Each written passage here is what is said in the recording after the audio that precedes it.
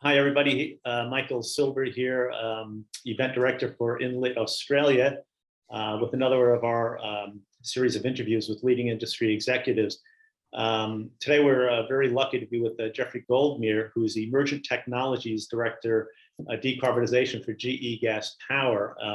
I should note that Jeff will be delivering a keynote at our conference in Melbourne on March 16th and 17th. Jeff will be delivering it from the United States virtually. Good morning. How are you, Jeff? I'm doing great, Michael. Pleasure to be here today. Yeah, happy to have you. I really want to focus on developments in hydrogen because it's a really big topic here in Australia. It's a lot of talk about it. It's kind of reminiscent of all the talk about 8 years ago on LNG.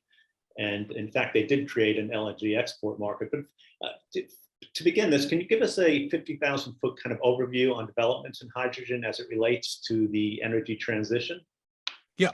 So, fundamentally what I want to think about is as we want to transition towards zero, low or zero kind of carbon ecosystem, energy ecosystem, we need to find pathways to reduce carbon emissions. And this is where hydrogen can play such a key role.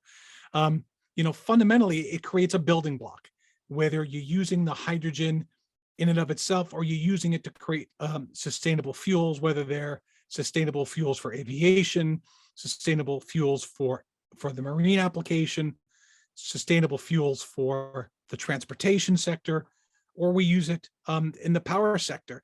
So hydrogen can really become this fundamental way to decarbonize all these different sectors that absolutely have to decarbonize if we're going to meet our global goals.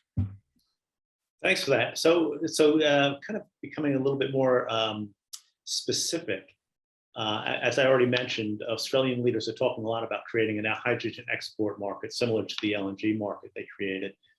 What are your thoughts on the feasibility of this, and will there be the type of global demand necessary to support this?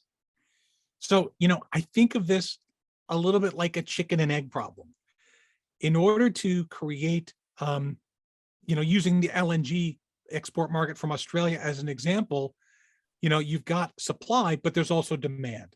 And so in order for hydrogen export to become a thing, not only do we need the supply side, we need the demand side. So if we think about the demand side for a moment, where's the hydrogen going to go? What countries, regionally maybe don't have significant domestic resources that import a lot of carbon-based fuels today, but in the future we'll need to import zero carbon fuel. So we think about Japan as a prime example. But then you say, okay, so if that's the demand side, what about the supply side? So now I have to think about how we're going to make all of that hydrogen. Where is it going to come from? If you're coming from the Middle East or the US, you might make hydrogen from natural gas and run it through a steam methane reforming system. But everything I read coming from Australia is no, Australia's going to leverage the abundant potential of renewable resources of solar and wind, coupled with electrolyzers, and produce vast quantities of green hydrogen. So again, chicken and egg, you need both demand and you need supply for both of those things to happen together. Just like LNG, you had the demand, you created the supply, and boom, off you went. Correct. Everything I'm reading says the demand is there, so we'll see. Time will tell. Following on from that, how do you see hydrogen being used best in specifically the electric power market, and even more specifically in power generation? First of all, it really depends who you ask. The answer is so dependent on who you ask and where they are in the world. Because a lot of it depends on the application space. Where does it make sense to use hydrogen? Hydrogen is going to be a more expensive fuel than natural gas is today. Now, in the long term, we may bring those prices down. So the question is, if you're a power plant that's peaking versus mid-merit versus baseload, does that change your answer? And then you start asking the question, well, how are we going to use the hydrogen? So are you going to make the hydrogen and consume it nearly immediately? Or are you going to do something like use hydrogen as an energy storage mechanism or energy storage pathway? I like to think of it as time-shifting renewables, right? If it's summertime and you have an abundance of wind and solar and the shoulder months, as some people call them, the fall and the spring, where you may have, again, abundance of renewables, more so than the grid needs. Well, can you store the hydrogen for extended periods of time? This is where hydrogen can play a role where batteries can't, where you can time shift now that stored energy for months.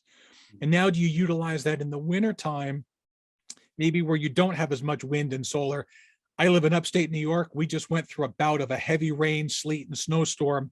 There wouldn't have been a lot of sunshine for a couple of days. So, but do you use that to time shift your energy?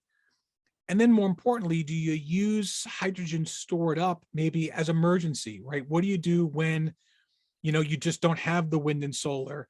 Even if you have abundance, do you have, severe weather days, whether it be hurricanes, wind, cloudy days, where you need extra power? And does the hydrogen, again, as time shifting, provide grid backup in a way that you might not be able to otherwise? So again, it depends on the gas turbine. It depends on the scenario. One scenario people love to think about is, as you think about daily fluctuations of renewables, maybe batteries can handle that, but maybe batteries can't handle all of that. What if you used fast-acting aeroderivative gas turbines that are hydrogen powered to help compensate for the variable nature intraday of renewables? So again, the answer will vary on who you ask, depending on their specific kind of place in the world and the application of their turbine. But again, the great thing is there are all these different niches that hydrogen could play in an energy ecosystem that's targeted for low or zero carbon emissions. I see. Incidentally, you mentioned upstate New York. My family originally came from Schenectady, New York. So there you go. But that aside, it sounds as if you're saying that the most immediate potential for hydrogen in the electric power industry is storage. Again, it depends on who you ask. Storage of hydrogen is non-trivial. You can either store it as a compressed gas, or you can store it as a cryogenically cooled liquid. As a cryogenically cooled liquid, you've got to bring it down to minus 250 C, right? So it's only 20 degrees warmer than absolute zero. That's non-trivial. Versus if you can have, the thought is large underground caverns, salt caverns, or rock domes, you could store hydrogen for long durations. But again, you've got to have the right geology for that. But if you do, again, now you've got the option maybe of using hydrogen as a way to time shift renewables for months. Right. So with that said, what do you see as the major technological challenges to the development of hydrogen? And I suppose as a follow-on to that, what are the technologies you find most exciting? Yeah. So, I think the key here is we think about, the technology challenge. I'm going to break it up into two pieces: the power plant and everything upstream of the power plant. The good news is, if you look at not just GE, but all the gas turbine OEMs, all the gas turbine manufacturers, we've got decades of experience of burning hydrogen in different platforms. The industry as a whole has over 17 million hours of experience burning hydrogen at different concentrations in different gas turbines. So in many ways, the gas turbine itself isn't the impediment to being able to use the fuel. There's some technology developments that have to happen to run hydrogen at high concentrations at very high efficiencies that you might see traditionally on natural gas fired turbines. But those are technology developments that are underway. If you use some different technology, GE's got a gas turbine that's run up to 95% hydrogen on a 40-ish megawatt gas turbine in Asia. It's been running for 20 plus years. So, the big question isn't, can I run the hydrogen in the turbine? It's, do we have the right infrastructure? Do we have all the right pieces of the puzzle to do this? And, obviously this is a focused on an Australia audience. So let me give an Australia specific example. So GE's partnered with Energy Australia for a project where we are going to deliver a gas turbine that will run 5% hydrogen blended with natural gas. And part of this, you've got to develop the infrastructure. We talk supply and demand. You've got to develop the infrastructure to generate that much hydrogen. 5% may not sound like a large amount, but when you have a gas turbine running, hundreds or thousands of hours a year, that turns out to be a large volume. For those who want to learn a little more, I'll give a plug here. Hat I'm wearing is for the podcast I do called Cutting Carbon. We did an interview with Mark Collette, who was the managing director of Energy Australia, talking about Australia policy around hydrogen and what it's going to take to move forward. So for folks who want to hear maybe something with a more Australian focused dialogue, I would definitely recommend you go listen to that conversation. But, the other part of the question you asked is, what are the challenges? What excites me? I think part of this is we've got to really think about the infrastructure. How are we going to make all of this hydrogen? We're talking about, if we're talking hydrogen based on electrolysis, we're talking massive scale up in renewables, wind and solar. Now you've got to interconnect all of that.